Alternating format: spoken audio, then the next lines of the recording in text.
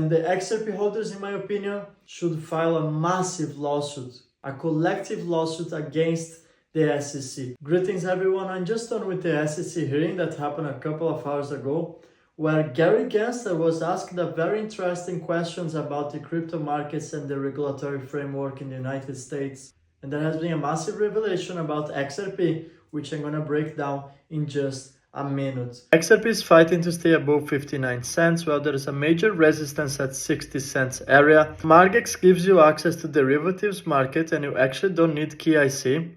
You don't even need a VPN, so you can actually just download the app. You're gonna find the link on the description of this video. You receive a bonus for signing up.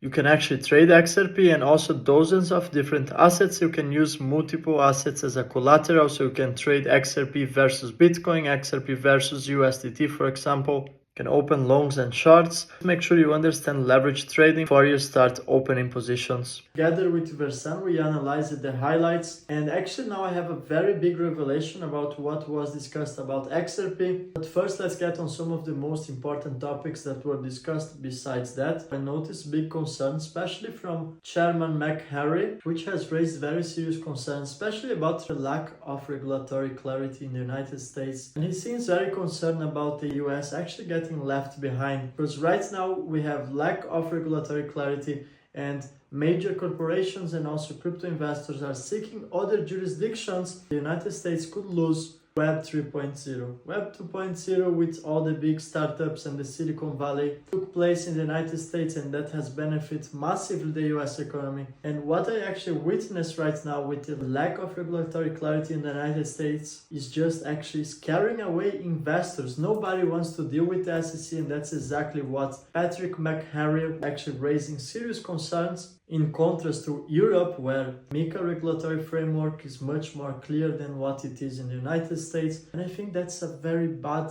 downturn for the US economy. Either that's a controlled demolition of the US dollar, or the SEC is just a very corrupt organization. In either case, I think it's a very concerning scenario for the United States. And second, being selective enforcement. The SEC has been treating digital assets in a very different way, meaning that for some, just like Ethereum, which by the way has conducted an ICO, McHenry has actually asked Gary Gensler, and Gary Gensler was incapable to answer one simple question. Is Ethereum a security? And he was literally incapable of actually replying yes or no. Does that sound like a country that has regulatory clarity for digital assets? Well, I don't think so. Gary Gensler was calling in one moment XRP a bridge currency, and then he just makes up his mind and starts to call XRP a security. That's when comes the huge revelation, which I think that has very serious consequences, especially for the SEC and also XRP holders. Okay, so I'm gonna bring that to the screen. This comes from Eleanor Terrett, so I give credits to her. Esther Pierce, which by the way she works for the SEC, undermines Gary Gensler right off the bat,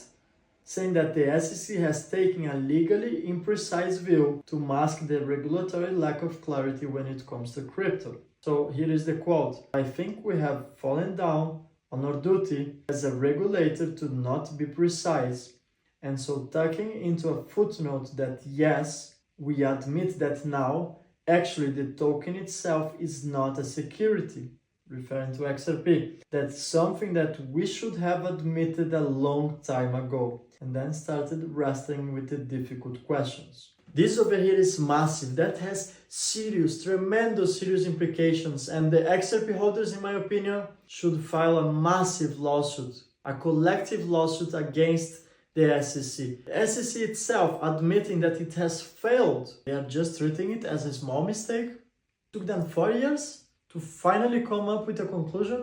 If I were to be an American citizen, I would be absolutely embarrassed of what the SEC has been doing. And XRP holders incurred in monetary losses because XRP has missed the previous bull run.